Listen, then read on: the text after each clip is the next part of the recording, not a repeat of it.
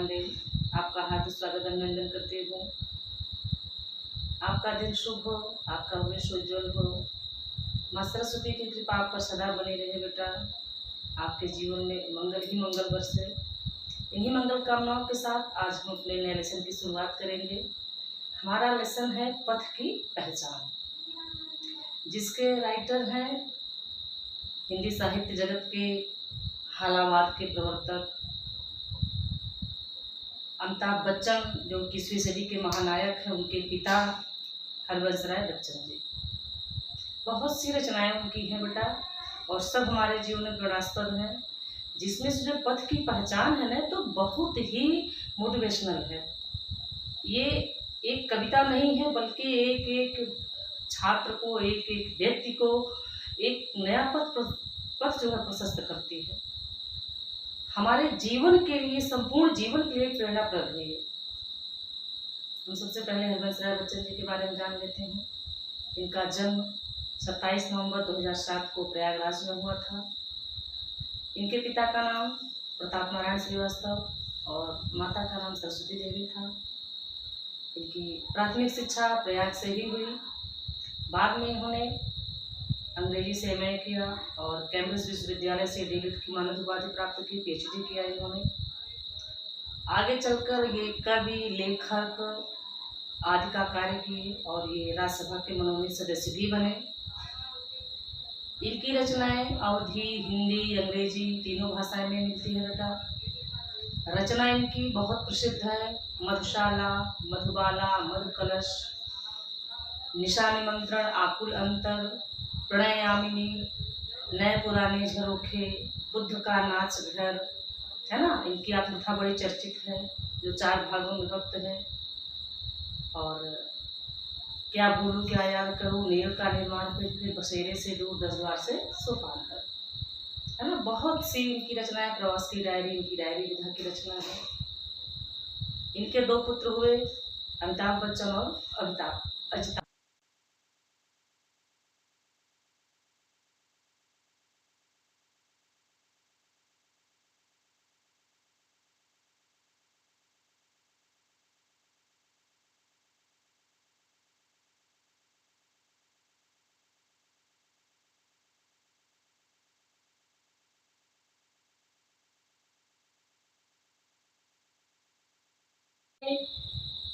मधुशाला में जो है प्याला और मधु को प्रतीक मानकर हमारे जीवन को एक नई दिशा दी है, जो बहुत ही प्रसिद्ध रचना है। 1935 में लिखी गई ये पुरस्कृत रचना भी है मधुशाला, इन्होंने किया। और इस तरह से माँ भारती का यह सपूत हिंदी साहित्य की सेवा करते हुए और देश को एक, हम माने चाहें,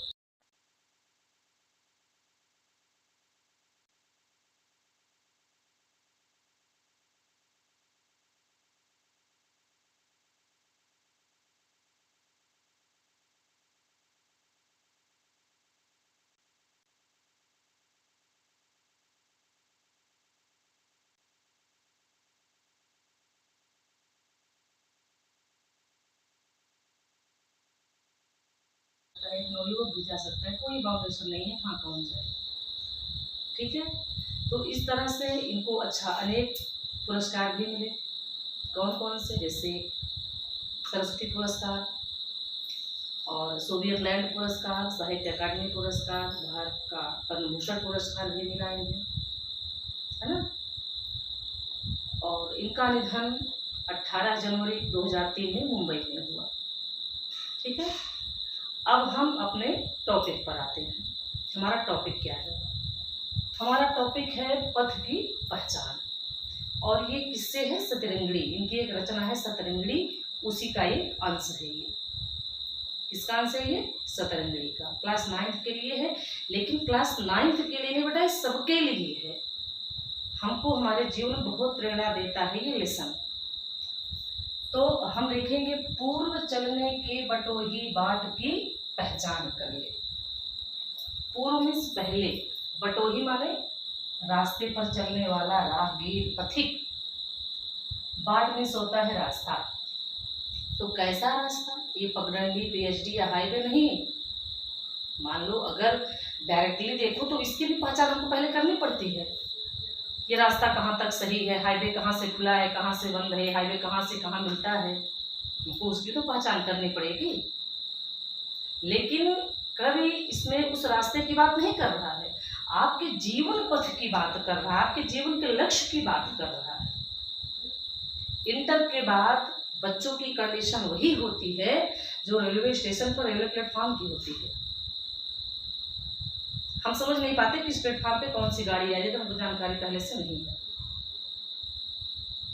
तो आपको अपने जीवन की दिशा, अपने जीवन का लक्ष्य पहले ही तय करना होता है कि हम क्या करेंगे आगे चलकर। हमको डॉक्टर बनना है, इंजीनियर बनना है, कि टीचिंग लाइन में जाना है, कि लेखक अभिनेता बनना है, क्या बनना है। कोई क्षेत्र गलत नहीं है, क्रिकेटर बनना है, बस उस पर टॉपते रहिए। ये पहले कहा था ना कि पढ़ोगे लिखोगे बनोगे नवाब, खेलोगे कूदोगे होगे खराब, ऐसा नहीं है। आज के युग में खेलना भी आपकी व्यायाम के साथ साथ, मनोरंजन के साथ साथ आपको उच्चता के शिखर पर पहुंचा सकता है। विराट कोहली को पूरा विश्व जान रहा है, महेंद्र सिंह धोनी को पूरा विश्व जान रहा है, सचिन तेंदुलकर को पूरा विश्व जान रहा है?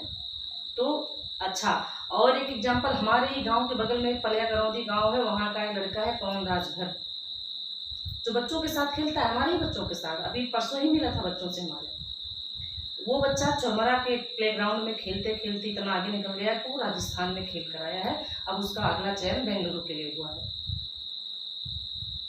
तो कोई क्षेत्र गलत नहीं है, आप दौड़ में रहिए। अब किसी भी क्षेत्र में, गेमिंग के तमाम क्षेत्र है बेटा, मुक्केबाजी है, कुश्ती है, तमाम है बच्चा। हमको तो इतनी जानकारी नहीं, आप लोग को जानकारी होगी, हाँ, लेकिन उस पर श्रेष्ठता पे रहिए, उच्चतम शिखर पर रहिए। ये नहीं कि बस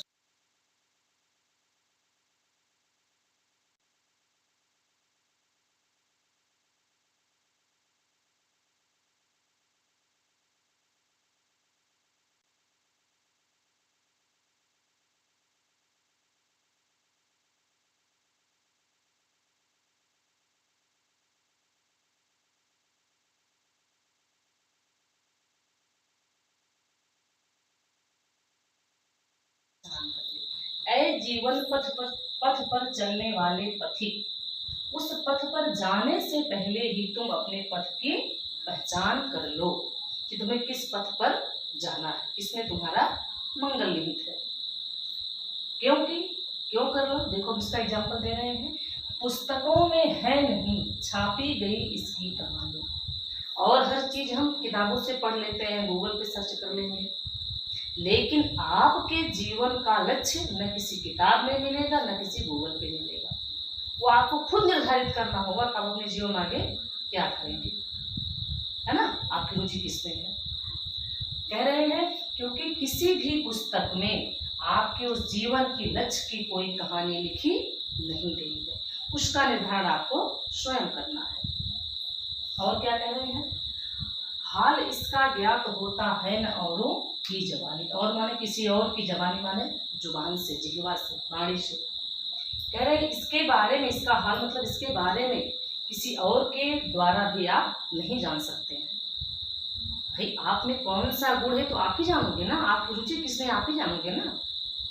आजकल के माँ बाप भी इसीलिए इतने समझदार हैं कि बच्चे को एकदम खुला छोड़ दिए हैं, बेटा तुम्हारा जिस क्षेत्र में जाने का मन है, तुम करो, बिजनेसमैन बनोगे, शॉपकीपर बनोगे, डॉक्टर, इंजीनियर, टीचर, क्या बनोगे तुम खुद डिसाइड कर लो, हमारी तरफ से कोई दबाव नहीं है।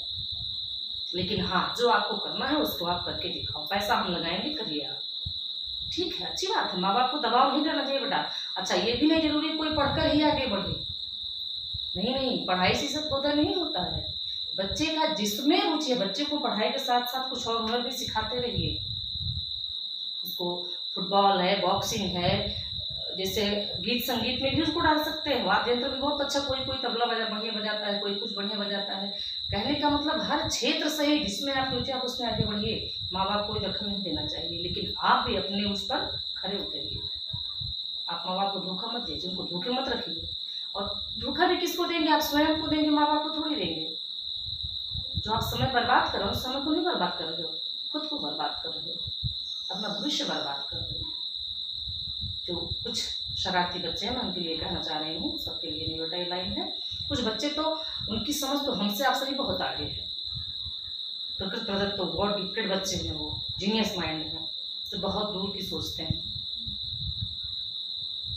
क्या कह रहे हैं, हाल इसका ज्ञात होता है न औरों की जवानी, क्योंकि इसका हाल, इसके बारे में किसी दूसरों के द्वारा भी नहीं जाना जा सकता है।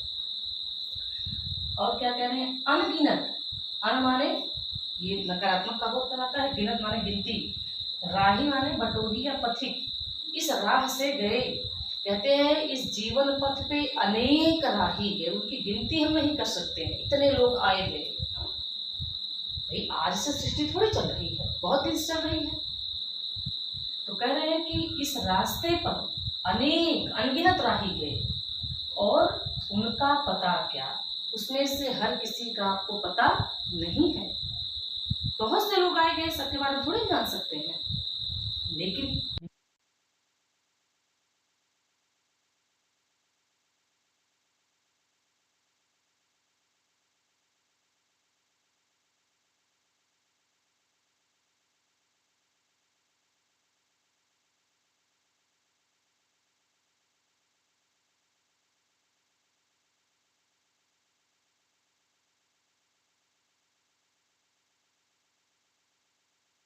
क्या सारे बच्चे तैयारी करने लगे, अरे भैया का तो हो गया, हमको भी करना चाहिए।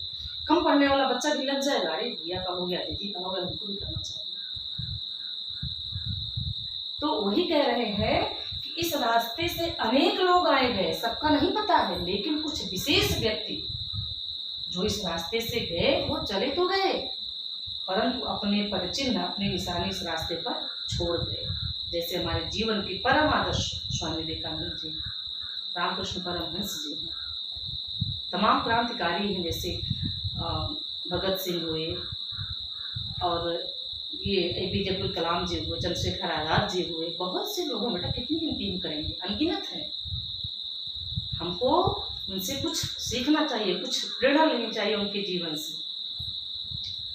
फिर क्या कह रहे हैं, यह निशानी मूक होकर भी बहुत कुछ बोलती है।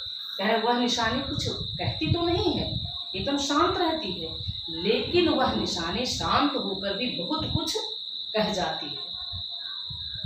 हम भगत सिंह का फिगर देखते ही जान जाते हैं दिमाग में, मात्र 23 वर्ष की उम्र में इनको फांसी हुई थी, राजगुरु भगत सिंह सुखदेव जी को। अल्फ्रेड पार्क का नाम लेते ही, अब तो उसका नाम चंद्रशेखर पार्क हो गया जो प्रयागराज में है, नाम लेते हमारे दिमाग में बात तुरंत आ जाती है माइंड में कि यही वो वीर पुरुष थे जो अंग्रेजों से लड़ते लड़ते अंतिम गोली अपने आप को मार लिए।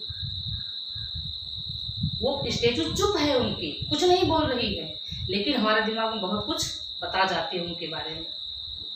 महात्मा गांधी को देखते हम जान जाते हैं कि अभिनव फकीर थी, इन्होंने देश के लिए बहुत कुछ के सत्याग्रह आंदोलन इन्होंने चलाया, भारत छोड़ो आंदोलन इन्होंने चलाया, है ना, सबना हो गया आंदोलन इन्होंने चलाया, चंपारण आंदोलन इन्होंने चलाया, दांडी मार्च इन्होंने चलाया। तो जो हमारे महापुरुष चले गए हैं, उनकी निशानियां मौन रहकर, मूक माने मौन, शांत रहकर हमको बहुत कुछ बतला जाती है, हमारे जीवन बहुत कुछ प्रेरणा कर जाती है कि हमको भी इन आदर्शों का पालन करना चाहिए। तो खोल इसका अर्थ पंथी, आए पथिक, पंथी माने पथिक, तुम उस निशानी को देखो, उसके अर्थ को, उसके रहस्य को समझो और पंथ का अनुमान करिए, और उस पथ का अनुमान करो, समझो कि हाँ इस पथ पर चलने का क्या लाभ हानि है। तो पूर्व चलने के बटोही बाट की पहचान करिए। ऐ जीवन पथ पर चलने वाले पथिक, तुम उस रास्ते पर चलने से पहले ही उस रास्ते का भली भांति जान पहचान कर लो कि रास्ता हमारे लिए उचित है कि अनुचित है, सही है कि गलत है, इस चीज की तुम पहले ही पहचान कर लो। ठीक है, ये बहुत ही प्रेरणास्पद कविता है, हरिवंश राय बच्चन जी की कविता है, जो सतरंगी का एक अंश है। मैं फिर कह रही हूँ बेटा, ये क्लास 9 की मात्र कविता ही नहीं है, बल्कि संपूर्ण युवा वर्ग के लिए, संपूर्ण व्यक्ति के लिए, संपूर्ण लोगों के लिए मोटिवेशनल कविता है, ये प्रेरणास्पद है। ये तो हमें इससे बहुत कुछ सीखना चाहिए बेटा। और खड़ी हिंदी बोली है, भावात्मक शैली है, इसमें प्रेरणास्पद कविता है, ये ओज है, इसमें हमारे अंदर एक नए उत्साह को जागृत किया जा रहा है ना, ओज गुण है इसमें। तो तो इन सब को देख करके अब हम उम्मीद करते हैं कि मेरे बच्चों की समझ में आ गया होगा बेटा। अधिक ना कह करके आपकी वीडियो बहुत लंबी हो जाती तब भी आप उठते हैं पढ़ने में। आपसे एक ही निवेदन है, चैनल को सब्सक्राइब करिए, वीडियो को लाइक और अपने दोस्तों में शेयर करिए बेटा। हमने आपके हिंदी साहित्य का इतिहास जो पार्ट है उसको पढ़ा करके डाला है चैनल पे, और सारी वीडियो फ्री है, कोई चार्ज नहीं है उसका। गद्य साहित्य का मैंने 2 पार्ट डाल दिया है, गद्य साहित्य और पद्य साहित्य का इतिहास, क्योंकि कुछ विद्यालयों में ये पार्ट पढ़ाया ही नहीं जाता है बच्चों को। हम लोग ऑफलाइन पढ़ाते हैं ना, बच्चे कहते हैं कि मैम हमारे विद्यालय में सब पढ़ाया ही नहीं गया है। बेटा जो भी मेरी वीडियो जो बच्चे सुन रहे हैं, मैं उनसे यही कहूँगी कि अपने टीचर से आप बोलिएगा, आपको पढ़ाएं। आपका जान लीजिए कि बहुत बड़ा लॉस है ये, अगर साहित्य का इतिहास आपके विद्यालय में नहीं पढ़ाया जा रहा है तो ग्रामर साहित्य का इतिहास जरूर पढ़ाया जाए। क्योंकि जो जूनियर्स बच्चे अगर विद्यालय से पढ़ के आते हैं ना हमारे 9th क्लास सीनियर क्लास में, वो कहते हैं मैम हम लोग कविता कैसे राग में गवा दिया जाता था, पढ़ा दिया जाता था, और जो गद्य इसको ऐसे कहानी तरह पढ़ा दिया जाता था, और न ग्रामर पढ़ाया गया न साहित्य का इतिहास। तो मान लो साहित्य का इतिहास आज तक नहीं है, फिर भी कवियों के बारे में कुछ बताना चाहिए। हम लोग जब पढ़ते थे तो एक पुस्तक चलती थी भारत की महान विभूतियाँ, उसमें हमारे प्राचीन क्रांतिकारियों के नाम, महान आदर्शों के नाम, आर्यभट्ट के नाम, बारामिहिर के नाम, जो भी हमारे देश के महान हैं, रामानुजाचार्य के नाम सबके मिलते थे। हम लोग उनको पढ़ते थे कि हाँ ये कौन थे हमारे देश के। वो चीज़ तो मान लो पुस्तक हट गई, लेकिन जो भी लेसन हमारे कोर्स में उसको तो टीचर को बताना चाहिए बेटा। आप लोग पढ़िए, जानने का प्रयास करिए। और मैं तो हमारे यहाँ विद्यालय में क्या है, 4th 5th से ही जीवन परिचय में कवि का जन्म, मृत्यु और रचना बताई जाती है। काव्य में मैं खुद लिखवाती हूँ, मेरी बेल 12 तक रहती है, लेकिन 2 बेल मेरी 4-5 में जरूर लगती है, क्योंकि बच्चों को थोड़ा सा मोटिवेशन के लिए, या जो भी अपने सब्जेक्ट का सीनियर टीचर है, विषय विशेषज्ञ है, इंग्लिश का अगर टीचर पढ़ा रहा है, लेक्चरर है हमारे यहाँ इंटर कॉलेज में, तो उसकी 1-2 बेल 4th और 5th क्लास में जरूर लगती है। जान लीजिए हमारी प्रिंसिपल मैम खुद PhD होल्डर है। अगर हम लोग थोड़ा सा कतराते हैं छोटे बच्चों में जाने से कि मैम जैसे सब्जेक्ट नहीं पूरा करते और सब दिक्कत होती है, तो वो खुद लगा लेती हैं अपने लिए। तो PhD होल्डर है, आज की नहीं है, कोलकाता की, आज से कम 50 साल पहले की है वो। 50 नहीं तो 40 साल पहले की तो होंगी वो PhD होल्डर। कोलकाता से उन्होंने हॉस्टल से रहकर पढ़ा है, और हम तो कहेंगे कि सरस्वती माता का अवतार ही है वो। इतनी अच्छी उनकी हिंदी है और अन्य विषय भी है, तो खुद अपनी बेल लगा लेती हैं कि ठीक है, अगर ये बच्चे इनको लोड ज़्यादा पढ़ रहा है, ज़्यादा बेल हो गई इनकी सीनियर क्लास में, तो मेरी लगा दीजिए 4th 5th में, मैं इनका ग्रामर तैयारी संभाल दूंगी। तो बच्चे की नींव मजबूत हो जाती है वहीं से। आप भी अपने अपने विद्यालय में टीचर से कहिए ये चीज़ें आपको पढ़ाएं, ठीक है। बाकी मैं तो पढ़ा कर डाल ही रही हूँ। आपके गद्य साहित्य का 2 वीडियो पढ़ गया है, आगे मैं और पढ़ा दूंगी, बढ़िया समझा दूंगी बेटा। आपका जो है यात्रा साहित्य है, पत्र लेखन है, आत्मकथा, कहानी, उपन्यास, जीवनी, सब मैं पढ़ाऊंगी, ठीक है। थोड़ा सा अपने अपने विद्यालय में ऑफलाइन भी पढ़ने का प्रयास करिएगा, ठीक है। तो अब हम मिलेंगे बेटा अगले लेक्चर में, और उम्मीद करती हूँ कि आपको समझ में आ गया होगा, आपकी पढ़ी गई विद्या आपके लिए कल्याणकारी हो। इन्हीं सब बातों के साथ मैं अपनी वाणी को विराम देती हूँ। अब हम मिलेंगे अगले लेक्चर में, तब तक के लिए जय श्री राधे।